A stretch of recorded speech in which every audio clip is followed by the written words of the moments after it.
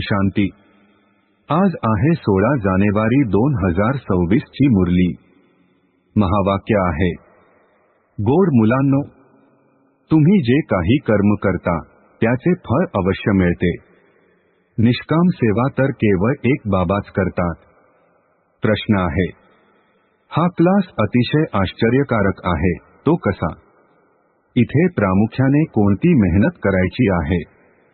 उत्तर आहे, हाच एक असा क्लास आहे ज्यामध्ये लहान मुले देखील बसली आहे, तर वृद्ध देखील बसले आहे। हा क्लास असा आश्चर्यकारक आहे जे यामध्ये अहिल्या, कुब्जा, साधू देखील एके दिवशी येऊन बसतील। इथे मुख्य आहेच आठवणीची मेहनत। आठवण केल्यानेच आत्म्याचे आणि शरीराचा नैसर्गिक उपचार होतो। परंतु आठवण करण्यासाठी देखील ज्ञान पाहिजे।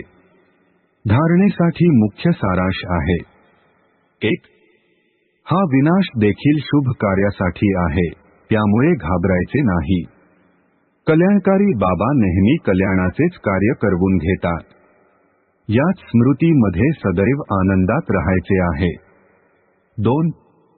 नेहमी एक चिंता ठेवायची आहे की सतोप्रधान खरे सोने बनून उच्च पद प्राप्त करायचे आहे।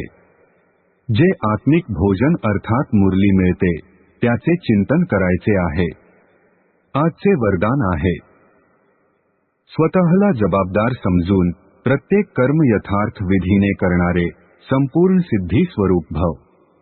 स्पष्टीकरण आहे, यावेळी तुम्हा संगमयुगी श्रेष्ठ आत्म्यांचे प्रत्येक श्रेष्ठ कर्म पूर्ण कल्पाकरिता विधान बनत आहे। तर स्वतःला विधानाचे रचिता समजून प्रत्येक कर्म करा, यामुळे आळस स्वतः समाप्त होईल। संगमयुगावर आपण विधानाचे रचिता जबाबदार आत्मे आहोत या निश्चयाने प्रत्येक कर्म करा, म्हणजे मग यथार्थ विधीद्वारे केलेल्या कर्माची संपूर्ण सिद्धी अवश्य प्राप्त होईल। स्लोगन आहे, सर्वशक्तिमान बाबा सोबत असतील तर माया पेपर टायगर बनेल।